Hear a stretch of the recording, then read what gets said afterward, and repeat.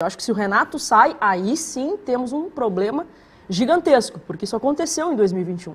O Renato sai logo no início do ano e o Grêmio vai ladeira abaixo, caminhou para a segunda divisão, infelizmente. Então, acho que é mais ou menos por aí, tá? E quando ele fala se não abraçar, eu tô fora. Para mim isso é outra frase muito forte. É um clássico, olha aqui, hoje a gente vai contratar, o meu elenco é esse aqui, eu terminei o jogo com o Rodrigo Eli de centroavante. Né? O meu elenco é esse aqui, se não abraçar, ou seja, se não contratar, aí vai ficar difícil. O Rodrigo Eli de centroavante não é uma substituição, é um pedido de socorro. É um pedido de socorro. Foi o que ele fez, o pedido Diogo, de socorro. quando Essa ele frase entra, é boa, né, Thiago? Não é uma substituição, um pedido de socorro. Quando o Rodrigo Eli entra, eu penso, o que o Renato vai fazer? Vai retrancar o time? O Rodrigo já Não, centroavante. E aí eu olho o Rodrigo Eli lá tentando brigar junto. Vamos lá, convenhamos, foi melhor que o JP Galvão ainda, né? Pelo amor de Deus. Sim, sem dúvida. E, tava lá brigando e eu olhei assim, cara, os meus olhos estão vendo isso mesmo. Sim. O Rodrigo Eli tá de centroavante. Eu vivi para ver isso. Aliás, que se faça uma vez, colocar um zagueiro nos minutos finais para tentar fazer o de cabeça não chega a ser uma novidade. Eu lembro do Guardiola colocando o Piquet para fazer isso. Não é essa a questão. O problema é o Rodrigo Eli. O problema é o Rodrigo Eli. O problema é de centroavante. Sim, também. O problema é o seu zagueiro reserva, que não é suficiente para jogar o Grenal. E que a torcida não entrar para ser o centroavante para fazer gol. Aí temos problemas. E ser um zagueiro que não marcou gol ainda pelo Exato. Grêmio. Ele O Renato não tem essa característica. Não, tem 7 gols na carreira inteira. Imagina. Aí ele fala duas coisas na coletiva, né? Pra vocês verem o ponto que eu cheguei, eu coloquei o Rodrigo Eli de centroavante. E aí depois ele fala, coloquei porque é o melhor que eu tenho à disposição para cabeceio. Mas como assim?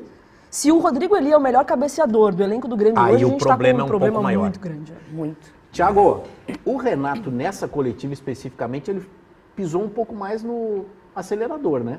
Essa coisa de se eu for o problema eu vou embora, era o que eu tinha... Ele tem essas entrevistas duras, às vezes, que ele até expõe demais o elenco dele e o time, né? Vocês sabem, aquelas brincadeiras que ele faz no treino, às vezes ele vai pra coletiva e fala sério. Acho que foi do JP que ele tava falando, né? Que ele não dribla, que ele não cria, que ele não finaliza. Isso. É muito bom, Isso cara. para defender ele, né? Ele queria defender ele. Não, foi ele defendendo o cara. Isso é ele. Foi o hater, né? Mas ele tem uma... Eu acho que foi no ano passado, assim, que não sei se foi no Brasileirão do ano passado, que ele dá uma entrevista também falando assim, não vai dar. Vocês lembram dessa? Quando com esse time aqui, não vai dar. Foi depois do Bragantino. Depois do empate com o Bragantino 3-3. Com isso aqui, esquece. Não vamos chegar em lugar nenhum com isso aqui.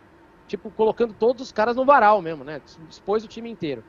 Então essa é mais uma entrevista dura dele. Qual é, pra mim, o problema dessa entrevista que ele coloca o cargo à disposição? São os movimentos em volta. Com a queda do Diniz, com a queda do Cuca, começa a ter buracos interessantes no mercado, que antes não tinha. Sexta-feira não tinha. Agora tem. Né? Então eu acho que essa sonora dele, essa entrevista dele pode ser um problema caso comecem a mexer as pecinhas nos outros times também, porque agora tem buraco importante em outros lugares.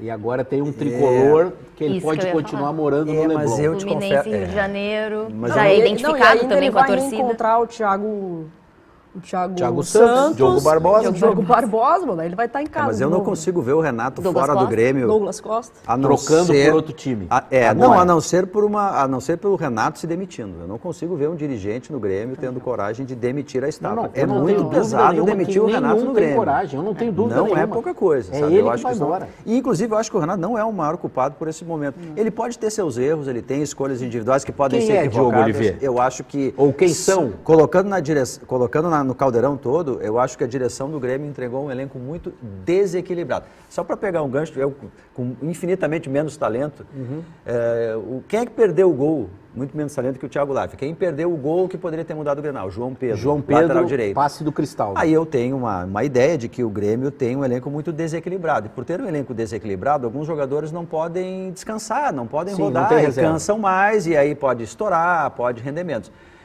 O João Pedro, eu fui ver, ele é o jogador com mais minutos do Grêmio na temporada. Claro que isso é subjetivo, mas eu não sei se depois de ir voltar atrás do Wesley e do Wanderson, se na hora de chutar tava ali... com oxigênio no cérebro. cérebro. Oxigênio lá embaixo, ele já fez golaços de fora da área, inclusive.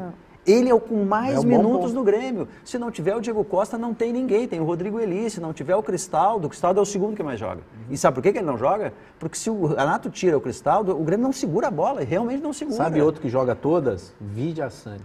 É outro. E o Inter, na comparação com o Grêmio, tá? Você vai comparar o Inter com o Flamengo, com o Palmeiras é outra história. Mas o Inter, o René, por exemplo, o contestado René, ele ficou 2 partidas descansando e jogou no Grenal. O Inter gira mais, o Inter descansa mais jogadores. Se não tem Bruno Henrique, pra isso. Não tem Bruno Henrique, tem Arangues, um joga 45 minutos, o outro joga... Um ataque tem 4 centroavantes, então o Renato, ele não tem elenco para suportar o Campeonato Brasileiro. Ele faz escolhas equivocadas, pode ser, claro que pode. JP Galvão muito tempo, insistindo. Pode ser um erro dele. Mas assim, o problema maior é tu não ter elenco para suportar o campeonato. Isso não tem a ver só com o Renato. O que eu estou sentindo falta do Renato esse ano é a falta de repertório para mudar o esquema tático. Ano passado ele não tinha os pontas, né? Ele reclamou, e aí ele povoava o meio. Ele reclamou a temporada inteira que eu não ele queria o Michael. Eu quero o Michael. Quantas vezes ele mudou o time ano passado? 3-5-2. Três zagueiros várias vezes. Esse ano o Renato insiste em ter o cara de área. O Diego Costa, ele faz muito bem esse papel e deu o resultado. Só que o substituto do Diego Costa não deu. E por que o Renato insistiu tanto ao invés de mudar o esquema? Coloca os dois guris na frente, o Gustavo Nunes e o Nathan Fernandes, e povoa o meio campo. Tenta outra alternativa. Isso que está me incomodando no Renato. Que ele sempre foi esse cara que trabalha com o grupo que ele tem. Com as peças que ele tem, a partir disso ele muda o time.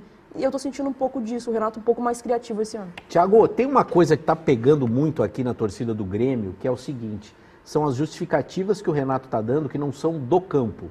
Você, na tua primeira fala, Thiago, você falou sobre o problema que a gente está passando por aqui, os times não estão em casa, né? O Inter não joga no Beira-Rio, o Grêmio não joga na Arena, sequer estavam treinando. O Inter agora voltou para treinar e a notícia do dia é que o Grêmio vai voltar semana que vem já no seu CT, o que é uma ótima notícia. Isso. Ok. Aí o Renato cita, eles estão longe da família, eles estão gripados, diminuiu a imunidade, não vê o cachorrinho e o gatinho, só que o torcedor não aguenta isso, Thiago. Será que ele não está errando nessa justificativa? Porque o jogador do Inter também está passando por isso. Foi aquilo que eu tinha falado no começo, quando você coloca os dois em condição de igualdade, aí não foi 0-0, né? Se fosse 0-0, essa justificativa dele teria mais peso. Mas eu tendo a acreditar no que ele está falando. Deve ser muito difícil. Muito difícil. Pô, tia, a gente foi repórter, você lembra disso? De ficar longe de casa, assim, é horrível, né? Ter que ficar meses, às vezes, viajando sem parar, morando em hotel e sabendo que, sei lá, a tia do cara tá embaixo d'água, ou o pai tá com problema na casa. Eu acho que deve ser muito difícil mesmo. Talvez não seja o grande fator determinante agora, que já o tempo tá passando, mas que interfere. E aí você soma resultado também. Então, assim, se as coisas já não estão dando certo no campo, se você perde o Grenal, e aí você está longe de casa, gripado, imunidade baixa, sim. Entendeu? Isso é uma rasteira ainda maior. Agora, se você está longe de casa, gripado, mas você ganha o Grenal, aí tudo bem. O que eu acho que ele está falando é o poder de recuperação agora, depois de um Grenal, está bem complicado por tudo que eles estão passando. Você chacoalhar um elenco e falar, cara, vamos sair da zona do rebaixamento, a gente não pode cair. Já é difícil em condições normais, já é difícil dormir na tua cama. Você imagina fazer isso na condição atual, né?